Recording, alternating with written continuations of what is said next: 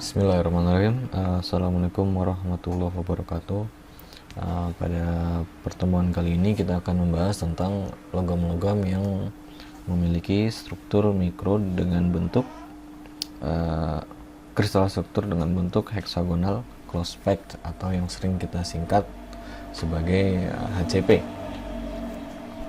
Nah, logam-logam yang memiliki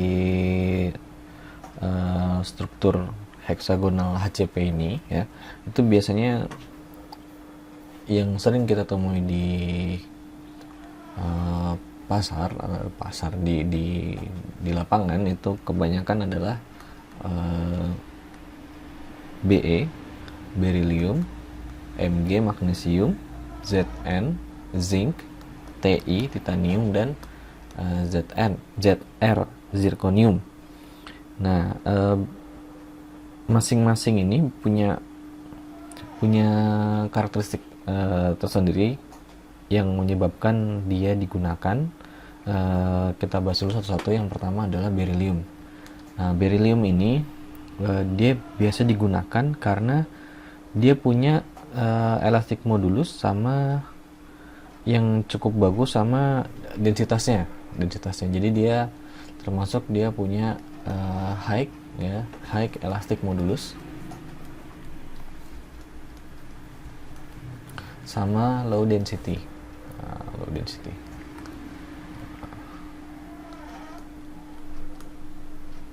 Density-nya low ya. Elastic modulus tinggi, density low. Biasanya dia digunakan karena sifatnya seperti itu. Kemudian magnesium ini biasanya digunakan karena densitasnya yang rendah ya. Kalau ini karena densitas, kebanyakan hanya karena densitasnya rendah. Density ya, density-nya rendah. Kemudian zinc ini biasa digunakan pada die casting industri ya, karena dia cukup mudah untuk dilakukan die casting. Kemudian titanium ini biasanya digunakan pada chemical industry karena sifatnya yang dia cukup tahan terhadap reaksi ya, corrosion resistance-nya tinggi. Terus biasanya juga digunakan pada aerospace ya, karena densitasnya yang cukup rendah ya, karena dia low density sama kekuatannya tinggi pada temperatur yang tinggi ya. Jadi ini karena low density dan high strength pada temperatur tinggi. Nah, itu titanium. Nah, yang terakhir adalah zirconium, Zr, jangan sampai ketukar kemudian saya nggak salah nulis nanti. Biasanya digunakan pada industri nuklir karena neutron cross sectionnya kecil ya. Jadi neutron cross section ini adalah seberapa mungkin pertemuan antara neutron dengan nukleus di dalam sebuah sistem nuklir ya. Jadi zirconium ini biasa digunakan karena dia punya neutron cross section yang rendah, karena low neutron cross section. Nah, begitu. Kemudian kita masuk ke yang kedua, ada material zinc ya. Tadi material zinc digunakan pada dia sering digunakan pada proses die casting. Nah, ya, kita bahas satu-satu aja. Jadi zinc ini dia biasa digunakan karena beberapa hal.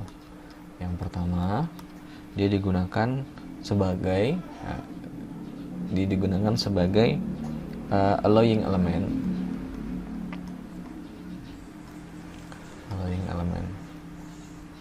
Nah, yang biasa menggunakan zinc sebagai alloying element itu adalah alloy dengan base aluminium atau copper.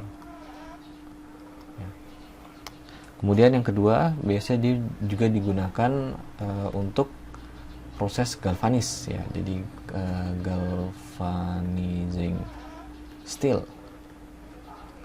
ya, untuk membuat lapisan galvanisnya. Yang ketiga adalah untuk die casting.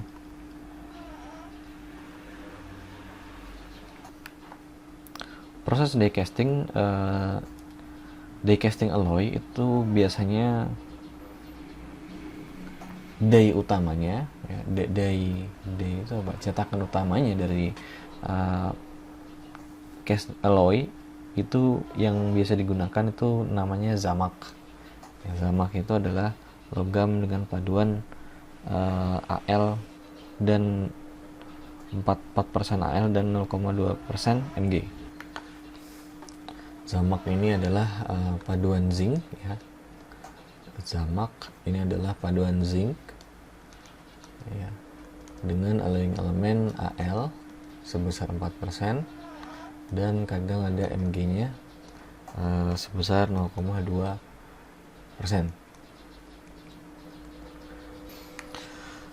Nah, aplikasi-aplikasi lain seperti gembok, terus part-part kecil, karburator, terus housing dalam fuel pump itu juga biasanya menggunakan zinc. Nah, yang paling banyak itu zinc itu digunakan dalam proses die casting. Penggunaannya itu sepertiga dari annual consumption, jadi konsumsi tahunan zinc itu sepertiganya dipakai untuk die casting.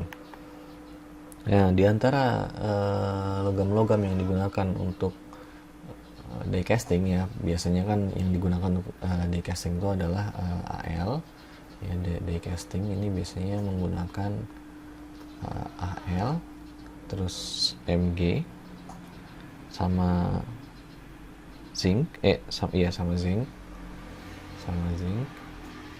ya. Jadi biasanya di die casting itu menggunakan Al, Mg dan zinc. Nah, di antara ketiganya yang paling rendah melting point-nya ya, melting point-nya itu adalah zinc ya, dengan melting point sebesar 419.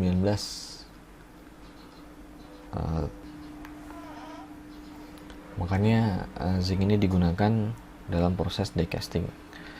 Nah, selain itu zinc die casting ini juga punya hasil surface finish yang bagus gitu. Tapi karena densitasnya yang cukup relatif tinggi, maka kadang-kadang kebanyakan untuk aplikasi-aplikasi yang membutuhkan logam yang ringan atau material-material ringan, maka zinc ini bisa digantikan oleh logam-logam lain yang lebih ringan atau diganti juga oleh plastik. Nah, seperti itu aplikasi dari zinc. Nah, kemudian galvanizing. Proses galvanizing itu adalah proses pelapisan baja dengan zinc dengan menggunakan elektrolit atau secara hot dip ya, atau hot dip. Nah, proses galvanizing ini dapat melindungi baja dari korosi, karena ketika plat atau jadi ketika ini kita punya baja ya, baja ini akan dilapisi oleh zinc ya. Ketika zinc ini berlubang otomatis lingkungan atau atmosfer ini akan mulai masuk ke dalam dan bereaksi dengan baja yang mengakibatkan terjadi oksidasi atau terjadi korosi ya. Nah, karena sifatnya zinc ini yang lebih anodik daripada steel, maka si zinc ini akan terkorosi lebih dahulu ya. Nah, karena zinc itu punya sifat korosi yang rendah di dalam kondisi atau lingkungan yang normal, maka dia sangat efektif, cukup termasuk yang sangat efektif ketika melindungi baja dari oksidasi atau korosi. Nah, sifat korosinya itu dapat dilihat di gambar yang saya tampilkan ya. Jadi di bagian sini, di bagian tengah ini, ini adalah kondisi normal ya, nggak terlalu asam, nggak terlalu basah, dia netral. Dalam kondisi netral maka corrosion rate-nya juga rendah, relatif lebih rendah dibanding ketika dia kondisinya sangat asam atau sangat basah. Pensil pulpennya terlalu kecil, baru saya ganti. Oke. Jadi seperti itu yang biasa aplikasi yang biasa menggunakan material zinc. Nah, kemudian paduan zinc yang punya komposisi Al ya, jadi zinc itu yang punya Al sebesar 30% ya. Gini deh Zn ya, dengan 30% Al itu dia akan mengalami dia akan memiliki reaksi eutectoid ya. Jadi akan memiliki eutectoid transformation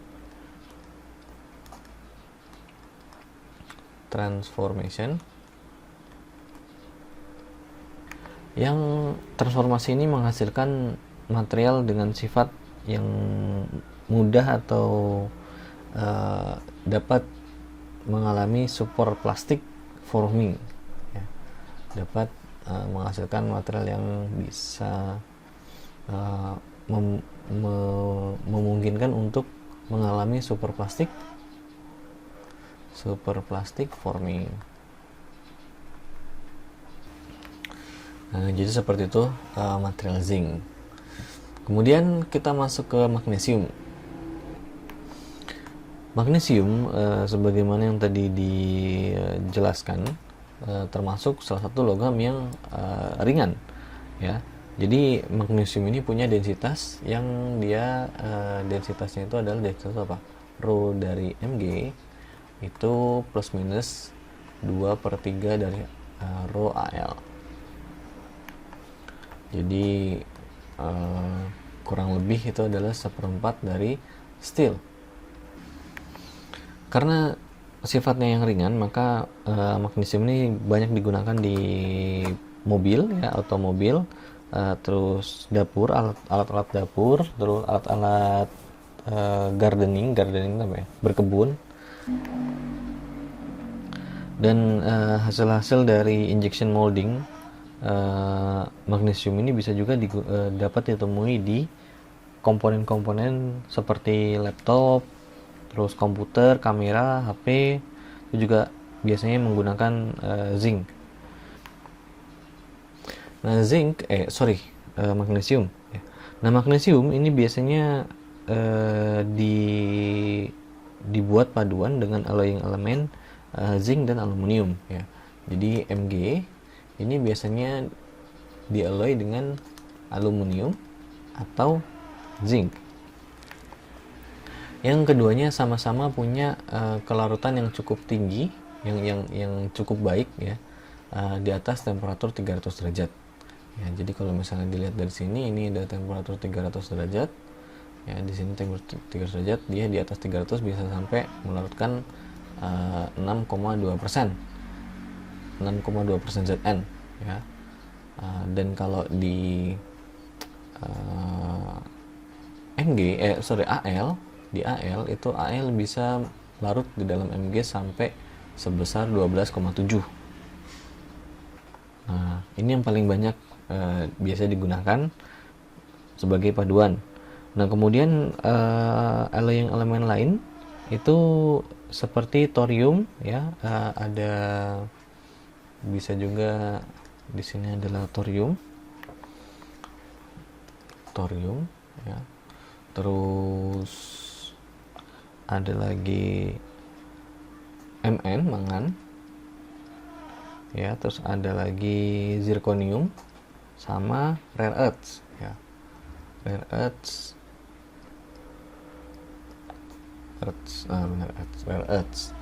logam-logam atau material-material rare earths itu juga digunakan sebagai paduan Mg. Nah, paduan-paduan ini menghasilkan reaksi-reaksi yang berbeda-beda ya. Nah, Al sama zinc ini kebanyakan digunakan untuk menghasilkan solid solution hardening ya. Jadi dia menghasilkan solid solution hardening. Nah, kemudian rare earths itu juga menghasilkan solid solution hardening yang sangat baik, malahan jauh lebih baik daripada Al dan zinc. Cuma masalahnya keberadaannya dan bukan keberadaannya aja ya, efek samping dari rare earth ini itu cukup berbahaya ya, jadi handlingnya juga nggak bisa sembarangan, makanya susah kalau kita menggunakan rare earth. Jadi kebanyakan yang karena jumlahnya yang cukup melimpah, maka kebanyakan yang digunakan adalah Al dan Zn ya, seperti itu. Jadi Al, zinc, dan rare earth ini kebanyakan menghasilkan solid solution hardening. Nah, kemudian mangan ya, mangan ini dia bisa meningkatkan corrosion resistant dari Mg ya. Ketika dipadukan dia akan meningkatkan corrosion resistant. Thorium biasanya juga dengan yttrium itu bisa meningkatkan creep resistant ya. TH atau thorium dan dari yttrium ya, dan yttrium itu dia bisa meningkatkan creep resistant.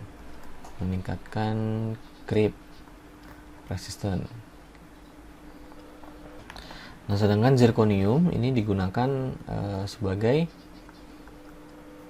apa ya? Zirconium ini digunakan sebagai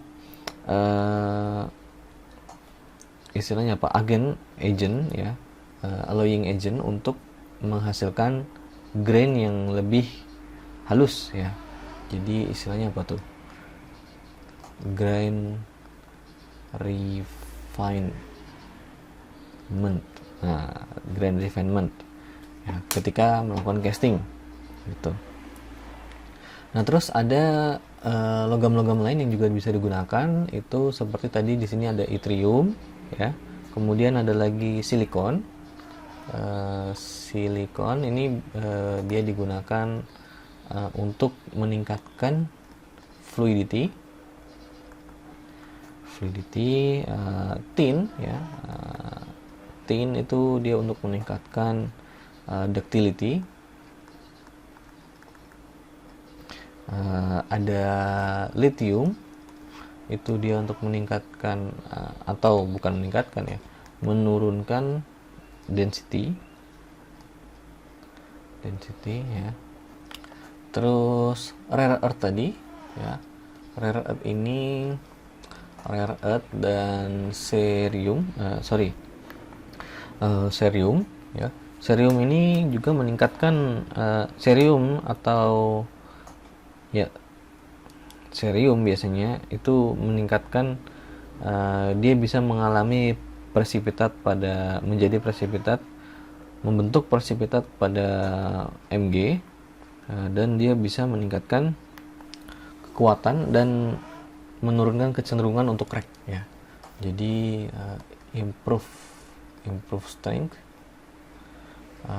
dan menurunkan resiko crack saat melakukan welding. Berarti apa? Berarti ya dia cukup baik untuk digunakan sebagai weld metal juga, seperti itu. Zinc lagi sih. Magnesium ini biasanya digunakan di proses dari bentuk dolomit, atau kebanyakan lebih banyak lagi itu biasanya ditemui di air laut ya.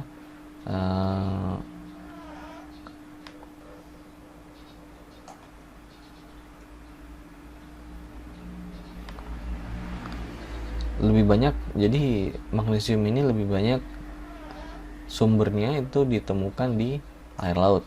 Nah, tapi ya beberapa juga ditemukan dalam bentuk dolomit.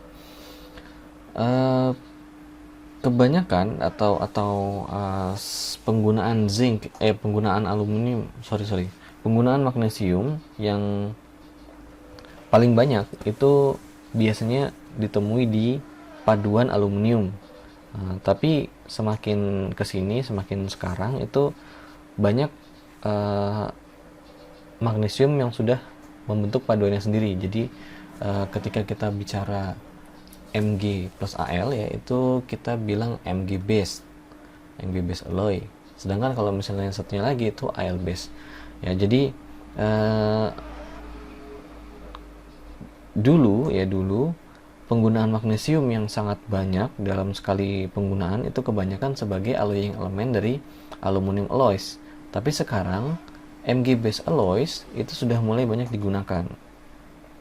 Nah, pada saat-saat dulu pernah Volkswagen itu dia pernah menggunakan sebesar setengah dari produksi magnesium dunia untuk membuat engine block, transmission housing, sama bagian-bagian lain dari otomobilnya dia. Nah, gitu. Jadi biasanya digunakan karena ya magnesium ini juga digunakan karena ringan, dia cukup ringan. Tadi kan sudah dijelaskan dia termasuk yang paling ringan di antara logam-logam yang disebutkan tadi. Nah, hasil dari produksi magnesium ini itu biasanya dia punya ya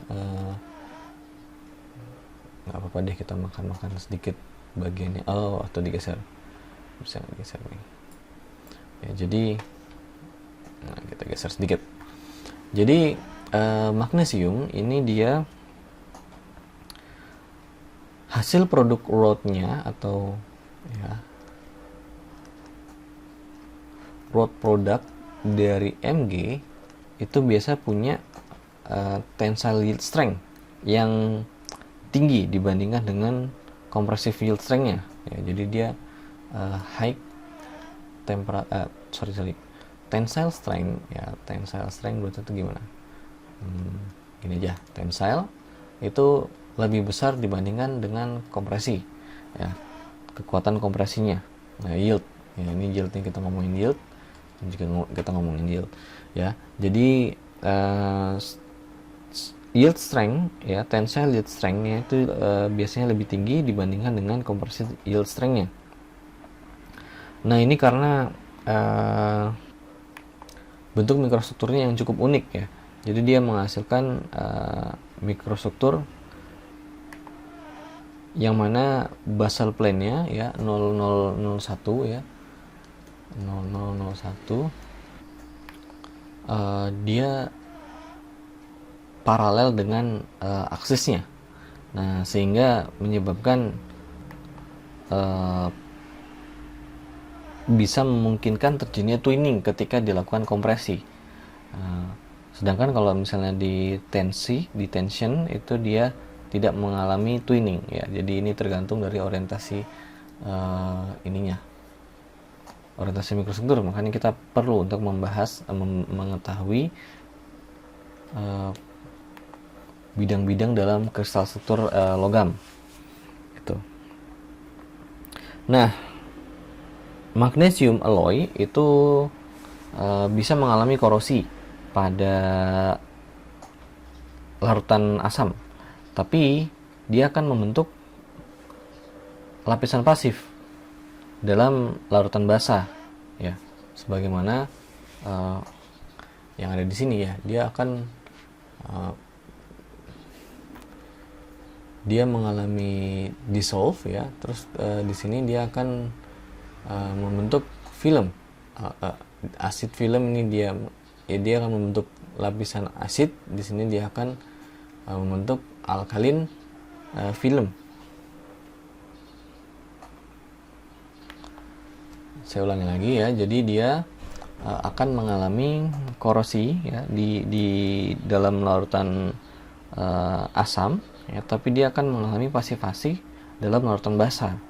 Nah, karena itu makanya dia lebih banyak digunakan sebagai alat-alat untuk mengerjakan beton, dimana aluminium alloys tidak digunakan karena kebanyakan beton itu diolah dalam bentuk basa, ya, makanya namanya magnesium ini lebih sering digunakan, ya. Kalau mau lihat grafiknya nanti silahkan dicari diagram Purbix untuk si magnesium, ya. Itu bisa dilihat bahwa dia di asam dia akan mengalami korosi, sedangkan di basa dia mengalami pasivasi, ya. Ini tadi yang di atas ini, itu adalah figur untuk pH dibandingkan dengan corrosion rate dari material zinc, ya, bukan magnesium. Oke, lanjut. Selanjutnya adalah titanium. Nah, titanium ini cukup banyak, ya. Kita kembalikan dulu zoomnya. Di sini titanium itu dia memiliki mikrostruktur, ya, kristal struktur HCP dengan dalam apa istilahnya, dia dengan simbol alfa, ya. Jadi alfanya itu memiliki kristal struktur HCP. Sedangkan beta pada material Ti itu dia memiliki mikrostruktur BCC, ya. Dari kalau misalnya dilihat di sini, ya, di grafik-grafik di bawah ini, sampai temperatur 883 dia memiliki struktur HCP, sedangkan dari sini sampai melting pointnya dia itu dia memiliki mikrostruktur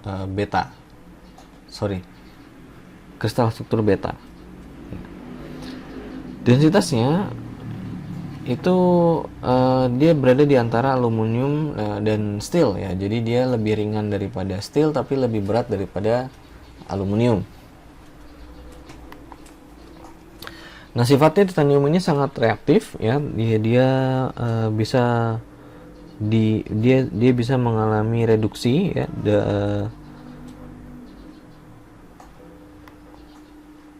menghasilkan material seperti sponge yang harus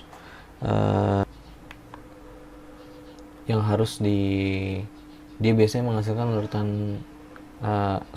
menghasilkan produk berbentuk sponge yang harus dilelehkan untuk menghasilkan produk yang bagus, gitu loh, yang bermanfaat. Nah, karena si titanium ini bisa larut dalam oksigen dan nitrogen, ya. Jadi kalau dilihat di sini ini ada nitrogen, oksigen dan nitrogen, ya.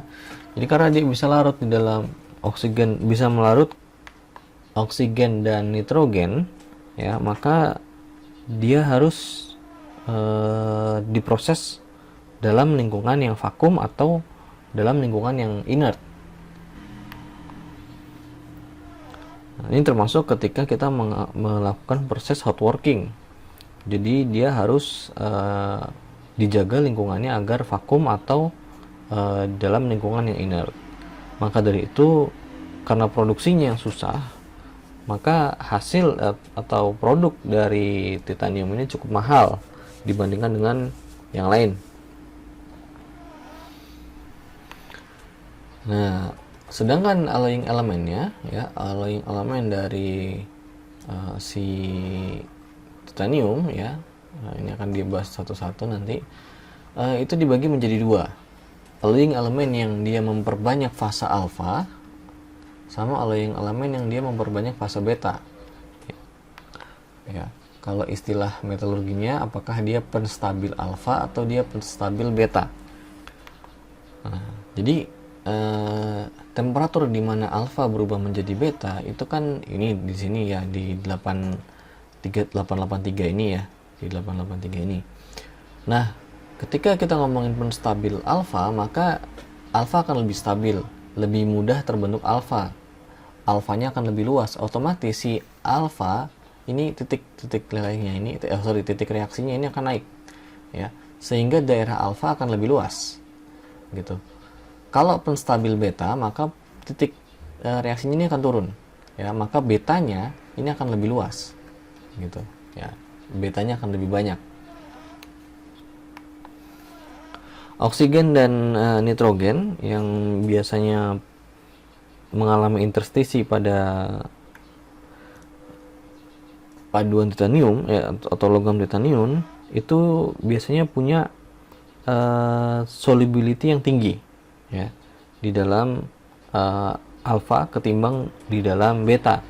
Nah, sehingga si oksigen dan nitrogen ini termasuk sebagai alpha stabilizer.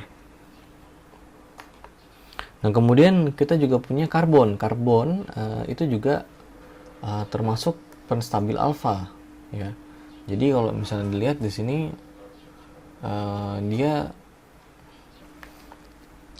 termasuk karbon ini termasuk alpha stabilizer, tapi dia yang lebih apa istilahnya, dia lebih tidak kuat. Dia bukan penstabil alfa yang baik, tapi dia masih termasuk penstabil alfa, masih kalah baik dibandingkan dengan oksigen dan nitrogen, seperti itu. Nah, kemudian ada lagi yang lain, material lain yang sangat penting sebagai penstabil alfa adalah aluminium. Ya, jadi aluminium itu termasuk alpha stabilizer. Ya, di sini aluminium itu yang ini, yang tengah ini, yang 3. Ya, ini adalah diagram fasa dari TiAl. Jadi dari kebanyakan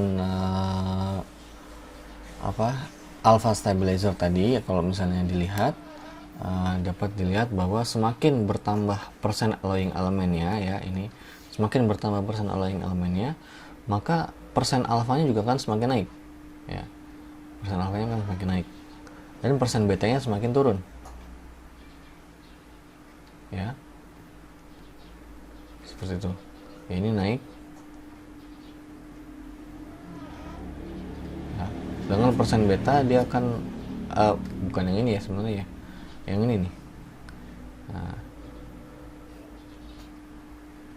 ya. Jadi dia semakin naik, maka persen alfanya itu semakin banyak. Nanti yang beta akan lebih kelihatan ketika kita bahas yang selanjutnya. Nah, ini yang selanjutnya. Ini material-material yang biasa digunakan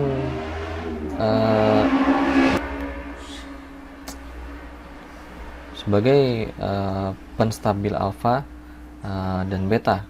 Ya, jadi dia lebih termasuk yang lebih netral, ya, tin dan zirconium. Tin ini, ya, tin dan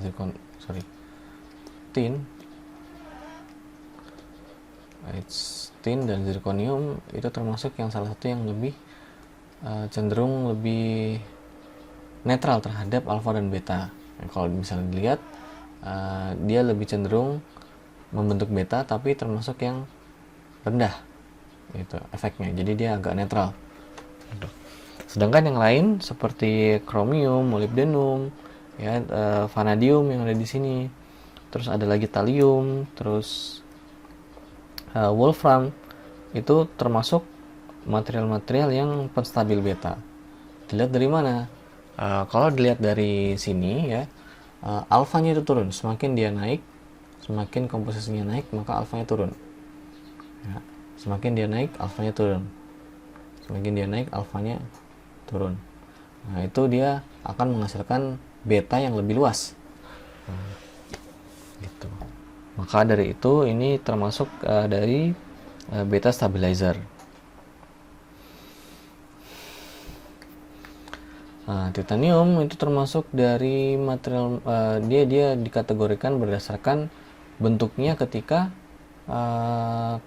kondisi ruangan. Ya, ketika di dalam temperatur ruangan, apakah dia termasuk bentuknya alpha alloy, alpha plus beta alloy, metastable beta alloy, atau dia termasuk stable alloy.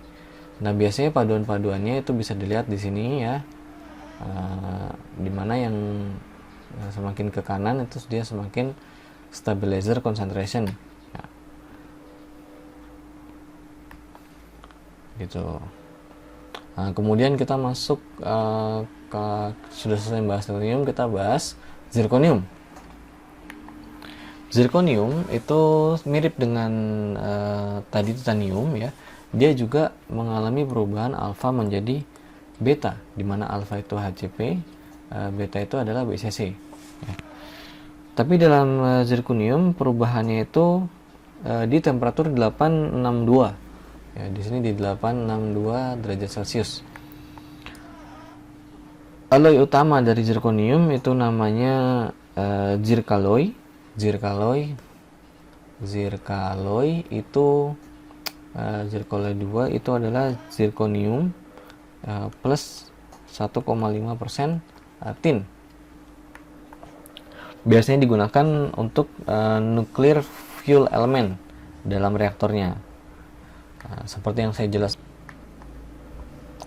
jelaskan di awal tadi, ini zirconium itu termasuk yang dia punya neutron cross sectionnya yang tinggi.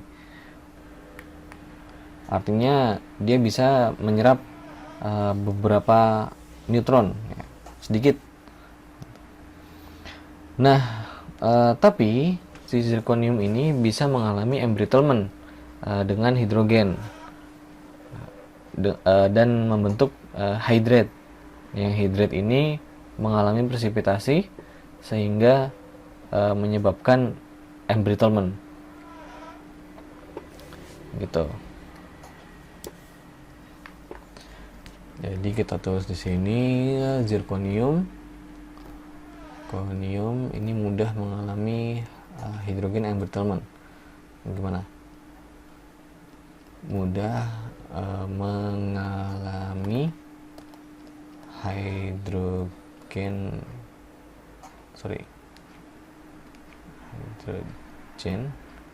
embrittle. Gimana sih tulisnya? Embrittlement, ya, seperti itu. Kemudian ada lagi beryllium. Beryllium itu dia memiliki densitas yang sangat rendah. Ya, jadi tadi low density sebesar 1,85. Dan dia punya elastic modulus ya yang tinggi, high elastic modulus sebesar 275 ya, GPa.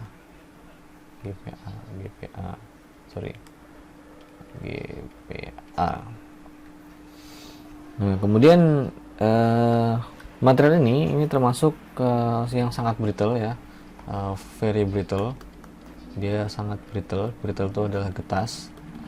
Brittle. Makanya untuk melakukan processing dari beryllium ini biasanya digunakan proses compacting atau sintering dalam bentuk powder.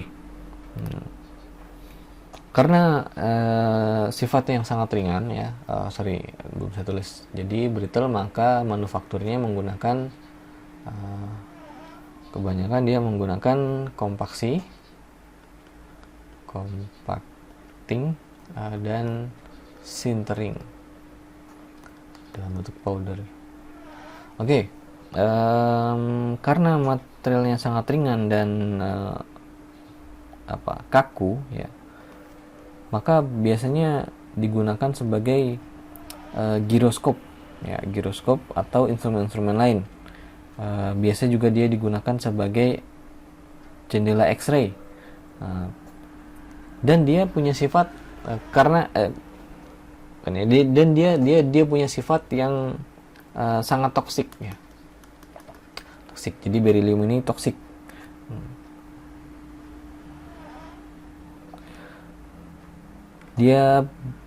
Beryllium ini bisa menyerang paru-paru ya, pernapasan gitu.